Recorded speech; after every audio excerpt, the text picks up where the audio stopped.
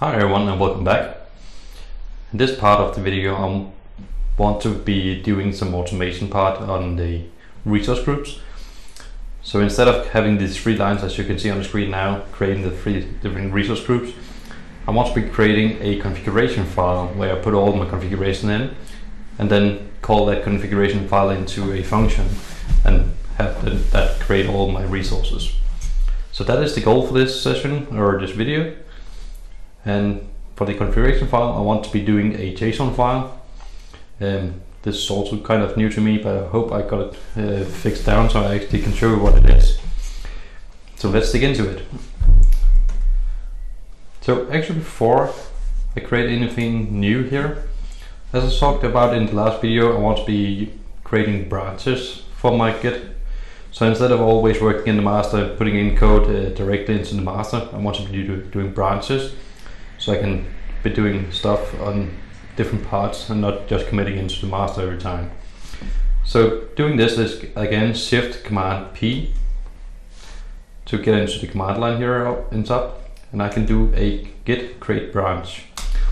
Select that one, and branch name is called resource groups for this. This is what I want to be working with. There we go. And you can now see down here in the bottom I'm working in the resource group branch. I could also be using in the master as I did before, but these are the ones I have available now. So in this new branch I want to be creating a new file called configuration for JSON. So let's save it first. Call it, actually just jump up a bit. So saving it here and call it config.json. There we go. And JSON files is basically used for configuration in most places. It's also used for payloads for automation, for instance in Azure. So I'm going to show you the blog where I got my inspiration from. It's called Using JSON with Powershell. I think that's the search term I used. And this is the one I'm thinking about.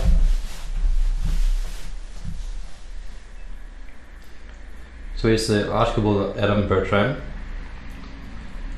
where he just actually uses a very simple JSON file, which is this part of it, and using that as configuration.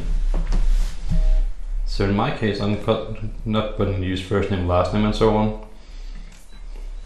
But I am going to create. Let's go here. There we go. This is the start of a JSON file. So if I'm going to be creating resource groups, I can call this resource group. And for the first one, I have name, colon. It's called Azure Demo Networking. Then we have to put a comma in again.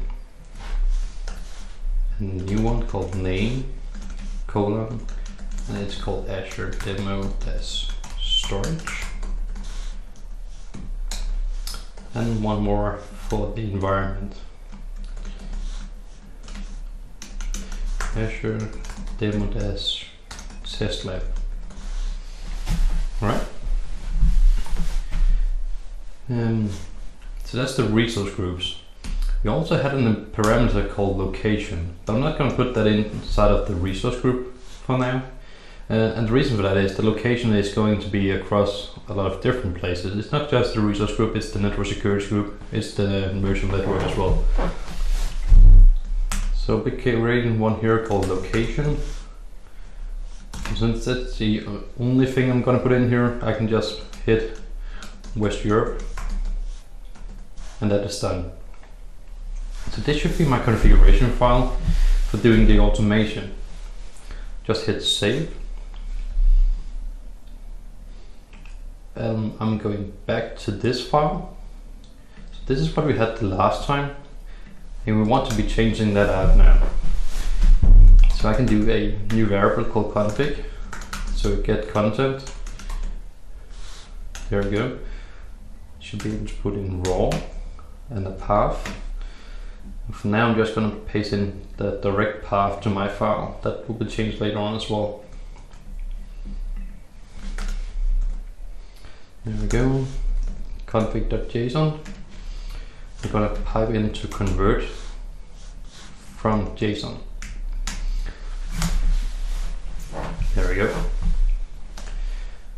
So right now, if I hit F8 on this file, this line, and go down here to the command line, I can use config dot location, and it gets me West Europe.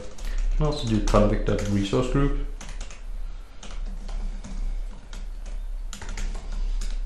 and will give me the names here. So this means we can get all the configuration from one file instead. So when I want to do the dynamic creation of the resource groups, I can do it for each and call it resource group in, say config dot resource group. I actually have to do something like this. Dot name.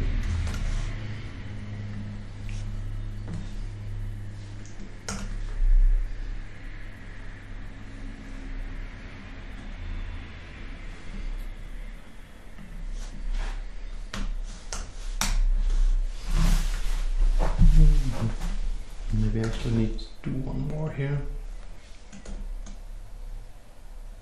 There we go. So now I can try and do a write output, just to make sure what I have. Resource group. Let's try and run these lines again, F8. So it provides me with the same resource group name, so this is good.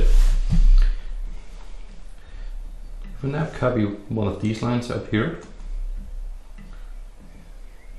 put it in, remove this part and call that resource group, and for the location part we're just going to go using config.location. Let's try and see what that turns out. So it's creating resource groups again in Azure, just like we wanted it to. Let's switch over to our resource groups here and see. So it's working just like we want to. Now I can actually just delete the top part here because we don't need that anymore. Let's save, so we can see we have change in here. We have two changes now. We added the config file and we made a change in this. Let's copy this code out over to our cleanup environment as well. Paste it in. And we know it's called remove. We don't need the location, but we do need a dash force. Let's save that file and try and run that. So F5.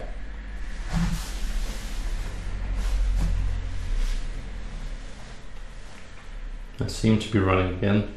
We noticed last time as well that deleting resources from Azure is a lot slower than actually creating them.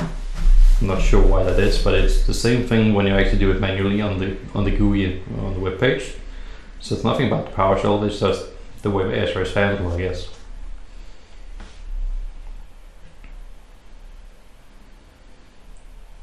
Right. While that is running, I can do the new commit to my repo. So you can say created JSON file and changed functions. Let's do stage, do the commit and push to the web. So it says here the branch resource group has no upstream branch. Would you like to publish this branch? That's because I haven't done anything yet since I created the branch. And of course we just say OK to it. Let it push up to the GitHub repository. We can move down here to the repository actually. You see it here. So we have a recent published branch called resource group. So you can see these all items are created an hour or two ago, because this is the first 2 videos I did. So if you go down here, go to the resource branch instead, you see we have the same files in here, but there's some of them changed just a minute ago. And when we're all satisfied that this is the way we want to go, so the code is working as it should be, we can do a merge into the master again. Let's see here, it's deleted 2 of the 3 resource groups. Can you see that on the page as well? Actually, everything is gone from here now. Just let this complete. And it's done. So actually this is all I wanted to cover in this video. So stay tuned for the next one. I won't be doing the merge into master this time. I just wanted to let it sit there for a while so you can see the difference on the page if we get into it. So until next time, thank you for watching.